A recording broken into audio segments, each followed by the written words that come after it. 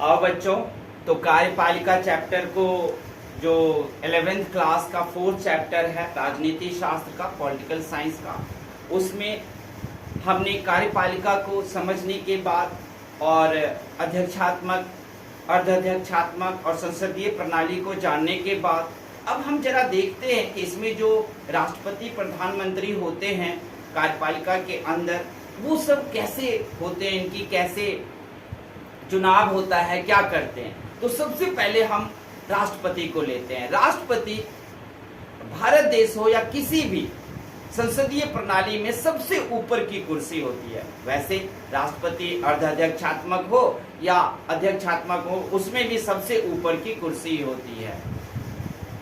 तो आप कह सकते हो कि सबसे पहले राष्ट्रपति सरकार का औपचारिक रूप से प्रधान होता है, औपचारिक रूप से प्रधान होता है।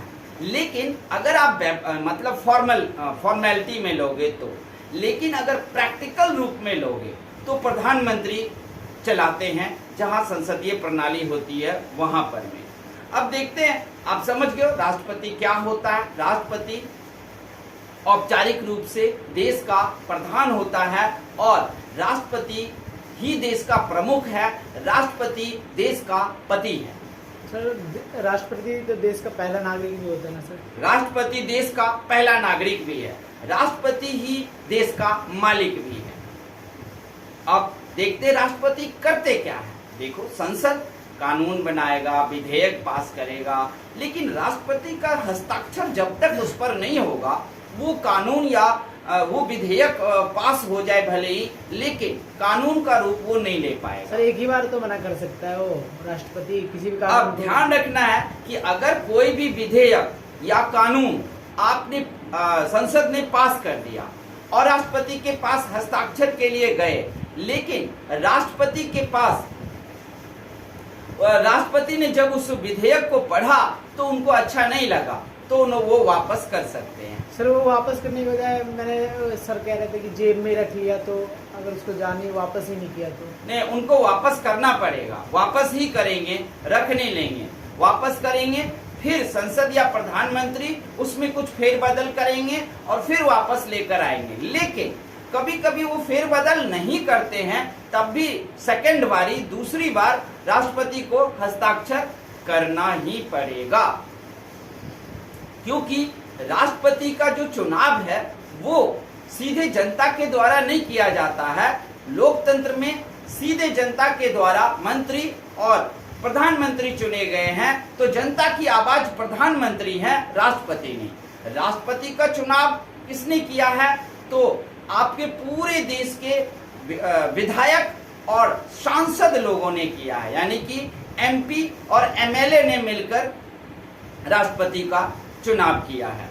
अब देखेंगे कि अगर क्वेश्चन आता है कि राष्ट्रपति के क्या क्या अधिकार हैं, तो राष्ट्रपति के निम्नलिखित अधिकार हैं। जैसे कि पहला, राष्ट्रपति देश का तीनों सेना का वो सेनापति होते हैं।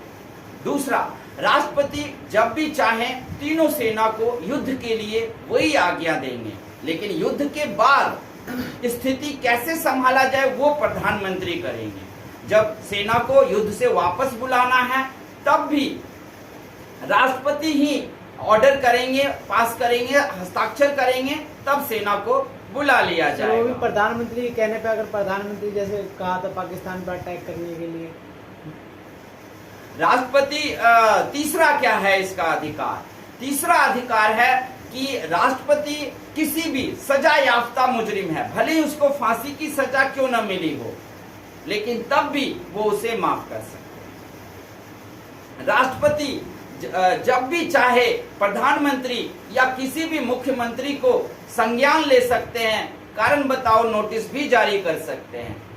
पांचवा कार्य है इनका कि राष्ट्रपति अगर देखते हैं कि किसी भी राज्य में उसका मुख्यमंत्री सही रूप से काम नहीं कर रहा है, तो प्रधानमंत्री की सलाह पर वहां के मुख्यमंत्री को हटा दिया जाएगा और हटा करके और फिर वहां पर में राष्ट्रपति शासन लागू किया जाएगा। ये संविधान के, आपके संविधान के अनुच्छेद 356 में लिखा हुआ है कि राष्ट्रपति जब चाहें किसी भी राज्य के मुख्यमंत्री को हटाकर वहां पर राष्ट्रपति शासन शुरू हो जाएगा। छठा कार्य है इनका कि राष्ट्रपति जब भी चाहे, जब भी नहीं चाहे, जितने भी आपके पास राज्य हैं उन सारे राज्य में राष्ट्रपति अपनी तरफ से राज्यपाल भेजते हैं और वही राज्यपाल उस राज्य पर निगरानी करता है और मुख्यमंत्री पर नजर रखता है कि मुख्यमंत्री सही रूप से कार्य करता है कि नहीं। हर एक राज्य का जो भी सूचना हो वो सारी सूचना राज्यपाल ही राष्ट्रपति तक पहुंचाएंगे और अगर मुख्यमंत्री कोई गलत कार्य करता है और वो सूचना राज्यपाल राष्ट्रपति को पहुंचा देता है तो राष्ट्रपति प्रधानमंत्री से विचार करके और फिर उसको धारा 356 लगाकर हटा देंगे और फिर वहां पर राष्ट्रपति शासन शुरू होगा। अगले 6 महीने तक वो राष्ट्रपति शासन रख सकते हैं, चाहे तो वो बढ़ा भी सकते हैं, लेकिन 6 महीने तक वो राष्ट्रपति शासन रखेंगे। उसके बाद वहां पर में चुनाव करवाना ही पड़ेगा। इसके अलावा राष्ट्रपति जो है वो अगर आप देखोगे तो इनके लिए राष्ट्रपति भवन है जहां पर भी ये रहते हैं। इनकी सुरक्षा की बड़ी कड़ी चौकसी होती है। इनके बिल्डिंग के ऊपर हवा जमीन सब पर इनकी सुरक्षा होती है। अगर राष्ट्रपति को देखो तो इनकी जो जिंदगी है वो बहुत ही ऐशो आराम है। इन्हें 100 डॉक्टरों की टीम दी जाती है इनकी सुरक्षा के लिए, इनके खान पान के लिए। इनको सुबह में एक बहुत बड़ा मेनू आता है, उस मेनू पर जो भी खाना ये चाहेंगे टिक लगा दें। इनके लिए राष्ट्रपति भवन के बगल में हर प्रकार की खेती, हर तरह की चीजें की जाती है। राष्ट्रपति पूरी दुनिया में कहीं भी घूम सकते हैं, कुछ भी कर सकते हैं।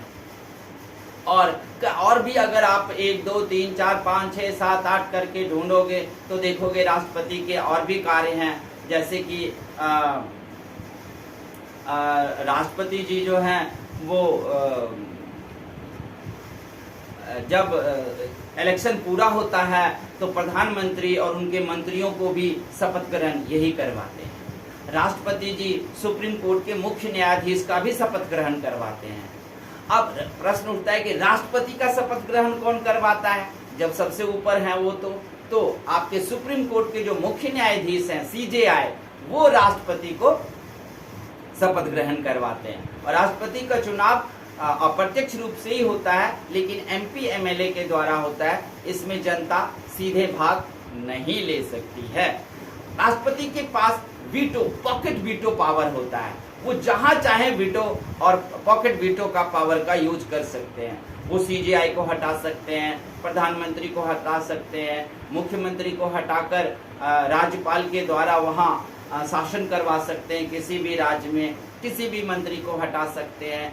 कहीं भी अगर बिहार से लेकर उत्तर प्रदेश से लेकर बंगाल से लेकर असम से लेकर तमिलनाडु से लेकर कर्नाटक में किसी भी जगह पर अगर मुख्यमंत्री गलत शासन कर रहा है और लोगों का भला नहीं कर पा रहा है तो राष्ट्रपति किसी भी वक्त उन्हें धारा 356 के तहत हटाकर वो वहां पर राष्ट्रपति शासन लागू कर देंगे। ये खुद नहीं जाते वहां शासन करने के लिए, वहां पर जो राज्यपाल पहले से नियुक्त है वो राज्यपाल के द्वारा शासन करवाते हैं, लेकिन 6 महीने तक ही। 6 महीने के बाद उनको वहां पर इलेक्शन करवाना पड़ेगा।